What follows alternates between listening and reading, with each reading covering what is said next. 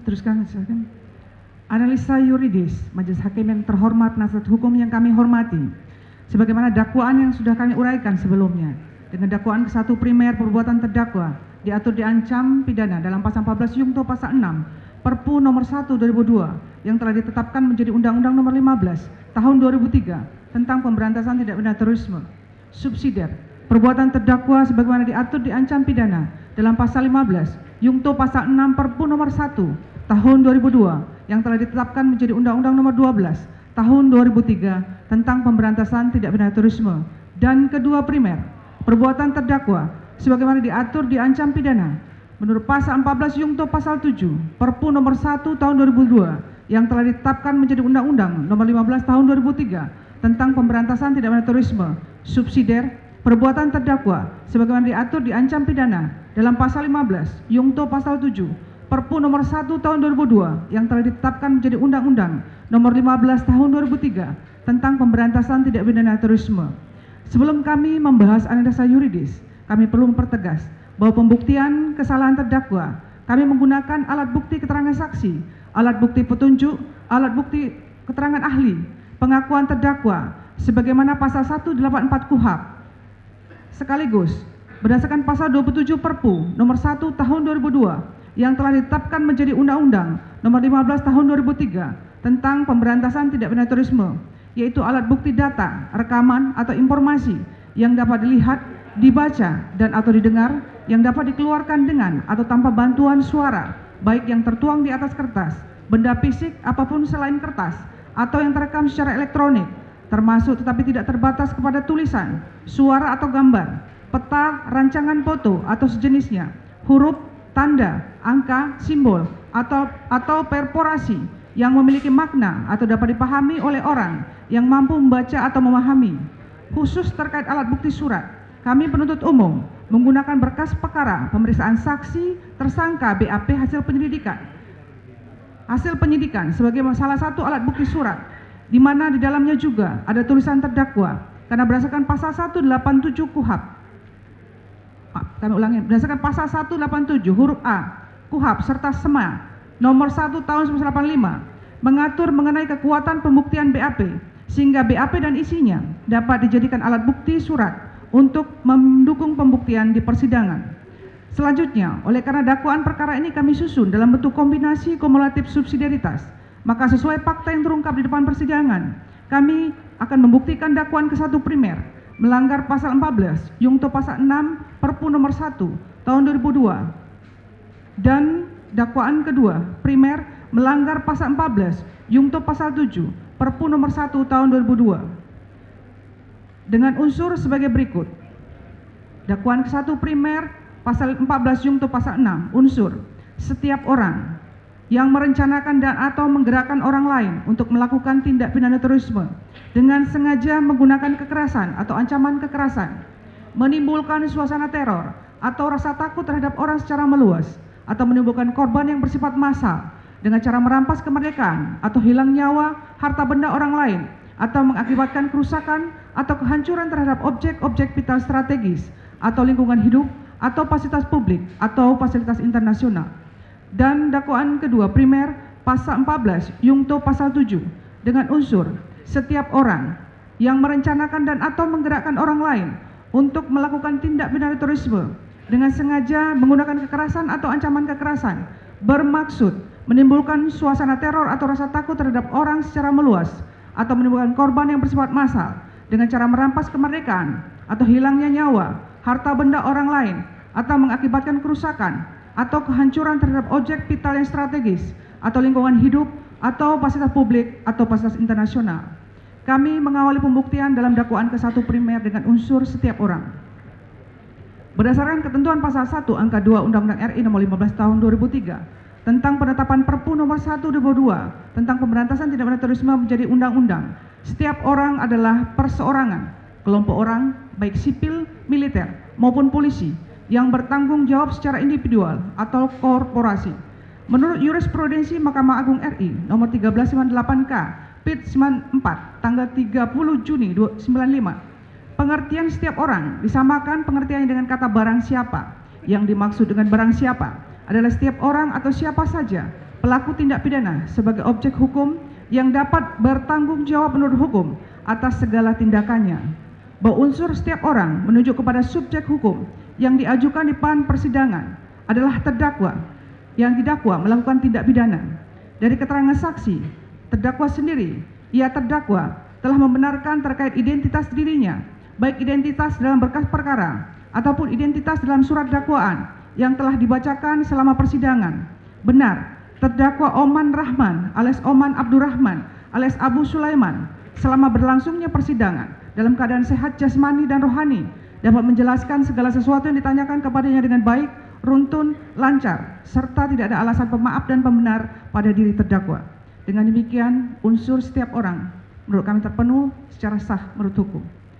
Unsur yang merencanakan dan atau menggerakkan orang lain melakukan tindak pidana terorisme, bahwa di dalam penjelasan Perpu nomor 1 tahun 2002 mengenai pasal 14 dijelaskan bahwa ketentuan pasal ini ditujukan kepada aktor intelektual, sedangkan dimaksud merencanakan adalah termasuk mempersiapkan baik fisik, finansial maupun sumber daya manusia.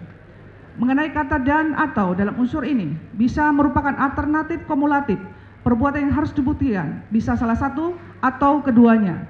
Namun apabila sudah terpenuhi salah satu dari alternatif kumulatif, bisa hanya merencanakan atau menggerakkan, maka sudah terpenuhi unsur ini.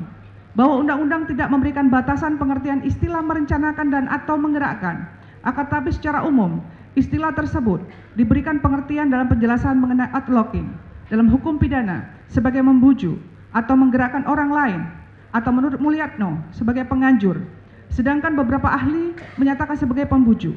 Bahwa ahli pidana menjelaskan pengertian menggerakkan adalah membuat sehingga orang lain mewujudkan delik. Menurut Mulyatno, menggerakkan orang lain adalah mereka yang memberikan atau menjanjikan sesuatu dengan menyalahgunakan kekuasaan atau martabat, dengan kekerasan atau ancaman kekerasan atau penyesatan, atau memberikan kesempatan sarana keterangan, sengaja menganjurkan orang lain supaya melakukan perbuatan. Remling dalam bukunya Hukum Pidana, komentar pasal-pasal terpenting dan seterusnya, membuat batasan mengenai menggerakkan orang lain sebagai berikut. Adanya kesengajaan memancing untuk menggerakkan orang lain untuk melakukan tindak pidana. Keputusan kehendak orang lain itu timbul karena pemancingan tersebut. Niat jahat pemancing tidak cukup melainkan usaha tersebut haruslah sudah ada hasil. Terpancing haruslah dapat dimintai pertanggungjawaban pidana menurut hukum pidana. Bahwa kejahatan yang dihubungkan dengan perkara ini adalah tindak pidana terorisme, yang mana menurut pasal 1 angka 1 Perpu nomor 1 2002 adalah segala perbuatan yang memenuhi unsur-unsur tindak pidana sesuai ketentuan dalam peraturan pemerintah pengganti undang-undang ini.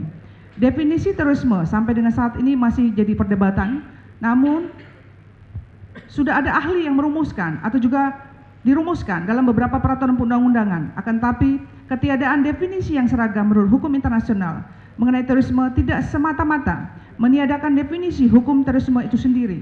Masing-masing negara mendefinisikan menurut hukum nasionalnya untuk mengatur, mencegah, menanggulangi terorisme. Menurut ahli jaringan terorisme Solahuddin, bahwa terorisme adalah aksi kekerasan terhadap warga sipil dengan motif politik atau motif ideologi, di mana aksi terorisme digunakan sebagai sarana untuk mencapai tujuan politik atau tujuan ideologi. Sementara konflik sosial adalah proses sosial di mana terjadi ketegangan yang termanifestasi menjadi kekerasan di antara dua kelompok atau lebih, di mana kelompok tersebut berbeda identitas. Menurut Paul Wilkinson, pengertian terorisme adalah aksi teror yang sistematis rapi dilakukan oleh organisasi tertentu, dan terorisme politik memiliki karakteristik sebagai berikut.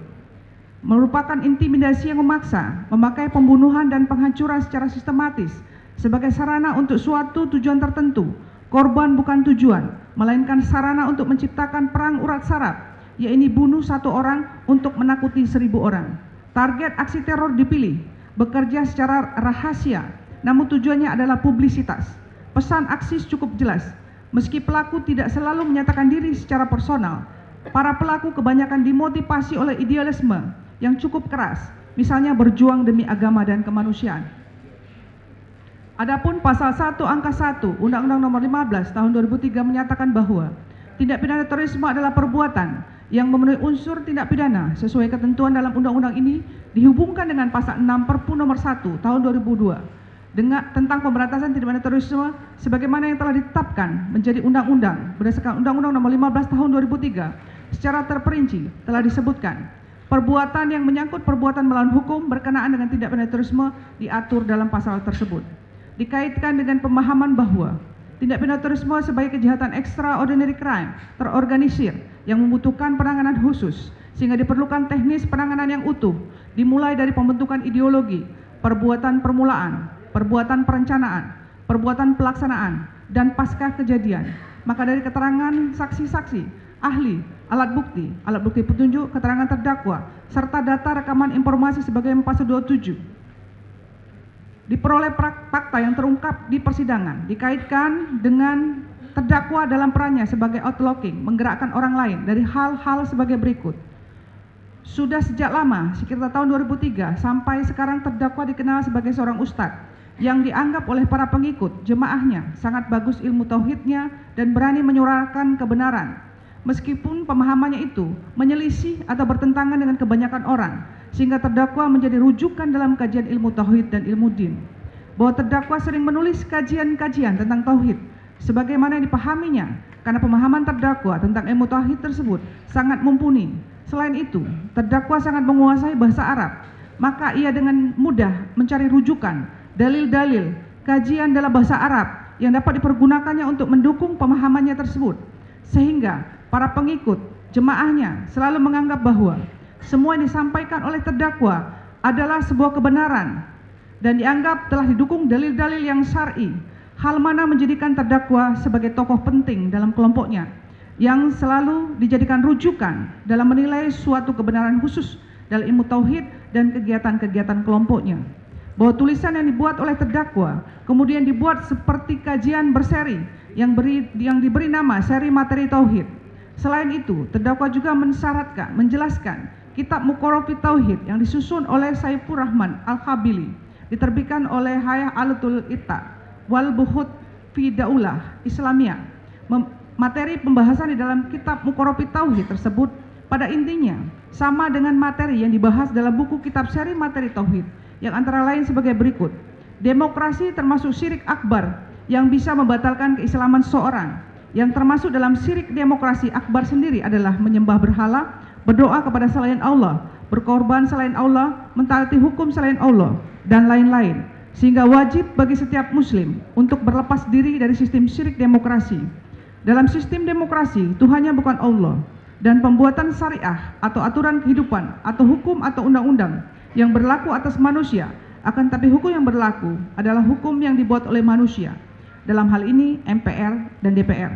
Tuhan yang dibadani atau ditaati dalam demokrasi adalah banyak karena Tuhan pembuat hukum adalah DPR MPR, jumlahnya banyak. Hukum yang berlaku pada sistem demokrasi adalah bukan hukum buatan Allah, bukan hukum Islam alias hukum buatan manusia.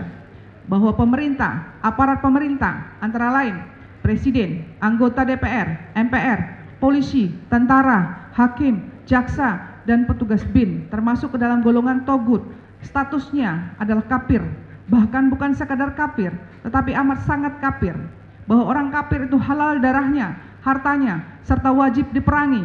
Negara Republik Indonesia adalah negara jahiliyah, kafir, zalim, fasik, sehingga wajib bagi setiap muslim membencinya dan memusuhinya, serta haramlah mencintai atau loyal kepadanya.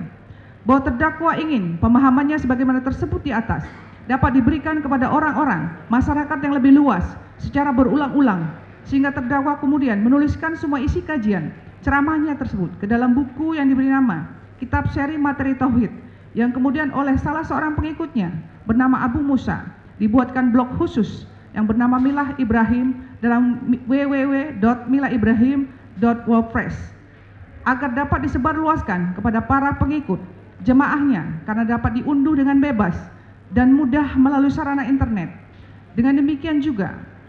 Demikian juga dengan ceramah-ceramah terdakwa yang diberikan kepada pengikutnya telah dibuat dan didapati melalui sarana YouTube, MP3 yang juga dapat diunduh secara bebas. Bahwa terdakwa dengan ketokohan yang melekat pada dirinya oleh ahli jaringan terorisme Solehudin yang telah melakukan penelitian riset mengenai jaringan terorisme di Indonesia. Nama terdakwa Aman Abdurrahman mulai banyak dibicarakan di kalangan kelompok jihadis sejak tahun 2002 atau 2003 karena sikap terdakwa dianggap kokoh memegang manhaj dan akidah serta komitmennya yang sangat tinggi terhadap ideologi. Bahkan terdakwa dijuluki sebagai singa tauhid oleh kelompoknya, sekaligus menjadi tokoh penting dalam kelompoknya, sehingga berdasarkan hasil penelitian yang dilakukan ahli, terdakwa masuk dalam kriteria ideolog. Seseorang dianggap sebagai ideolog karena sangat berpengaruh dan bisa menentukan apa perbuatan dan tindakan pengikutnya, karena mempunyai pemahaman ideologi yang sangat bagus yang dapat dijadikan dasar bagi pengikutnya untuk melakukan perbuatan atau tindakan tertentu. Ideolog juga mempunyai komitmen yang sangat tinggi terhadap ideologi atau paham yang diyakininya. Ideolog merupakan orang yang sangat penting, sehingga seorang ideolog mempunyai kemampuan untuk meradikalisasi seseorang, bahkan meradikalisasi napi-napi kriminal lainnya, karena dapat memberikan arahan-arahan dan batasan-batasan perbuatan apa yang boleh dilakukan dan apa yang tidak boleh dilakukan. Ciri-ciri kriteria tersebut didapatkan dari terdakwa Aman Abdurrahman, bahwa seorang ideolog bisa mendorong seseorang untuk melakukan perbuatan-perbuatan terorisme karena dalil-dalil yang dianggap syar'i oleh para pengikutnya dan diberikan sebagai pembenar perbuatan amalia pengikut atau kelompoknya yang kemudian dilaksanakan oleh para militan, supporter atau simpatisan. Dengan demikian, maka para pelaku teror akan merasa perbuatan yang dilakukannya adalah benar untuk membela keyakinannya. Bahwa seiring dengan adanya deklarasi Daulah Khilafah Islamiyah ISIS yang dipimpin Abu Bakar al-Baghdadi di Suriah, maka terdakwa telah menyatakan memberikan dukungannya karena paham-paham daulah atau khilafah Islamiyah sejalan dengan pemahaman yang dimiliki terdakwa, karena terdakwa beranggapan Daulah Khilafah Islamiyah tersebut telah sesuai dengan ramalan akhir zaman yang sangat diyakini oleh terdakwa. Terdakwa memahami bahwa untuk mencapai tujuan perjuangannya dan perjuangan Daulah ISIS, antara lain keinginan untuk menerapkan hukum Allah di Indonesia dan hidup di negara berdasarkan syariat Islam dan hukum Islam, maka terdakwa harus membentuk suatu wadah atau membentuk organisasi tunggal bagi pendukung ISIS di Indonesia, serta menjadikan Indonesia sebagai salah satu provinsi ISIS, sehingga perintah-perintah inspirasi untuk dakwah, jihad, dan hijrah dapat dilaksanakan secara efektif. Berdasarkan hasil asesmen psikologi yang dilakukan oleh tim psikologi dipimpin Dr. Anda Aditya Kasandravati, dapat diketahui bahwa terdakwa adalah seseorang yang sangat tenang, percaya diri dengan apa yang dipikirkannya dan yang diucapkannya, karena terdakwa menganggap dirinya sebagai orang pilihan yang ditakdirkan Allah untuk berjuang membela dan menegakkan agama Allah. Terdakwa memiliki keyakinan yang kuat akan kebenaran konsep khilafah ISIS pimpinan Abu Bakar al-Baghdadi, sehingga terdakwa memiliki keyakinan yang kuat untuk melawan pemerintah Indonesia dan undang-undang yang berlaku saat ini, karena pemerintah negara Republik Indonesia adalah togut yang tidak pantas ditaati. Bahwa terdakwa meminta kepada pengikut-pengikutnya atau orang-orang yang memiliki pemahaman yang sama dengannya untuk segera berlepas diri dari hukum selain Allah sebagaimana hukum di Indonesia, sehingga adanya himbauan yang dikeluarkan oleh terdakwa Aman Abdurrahman yang beredar di media sosial Desember 2015 berbentuk tulisan.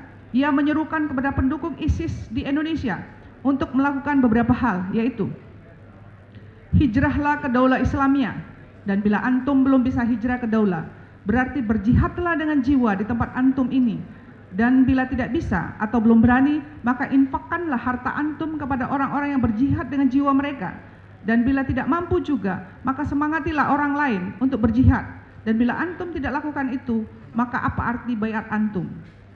Dalam rangka melaksanakan niatnya untuk membentuk wadah tunggal pengikut Daulah Khilafah di Indonesia, serta memperluas pemahaman terkait syirik akbar, syirik demokrasi, sebagaimana tulisannya dalam buku seri materi Tauhid yang juga disampaikan melalui situs www.milaibrahim.wordpress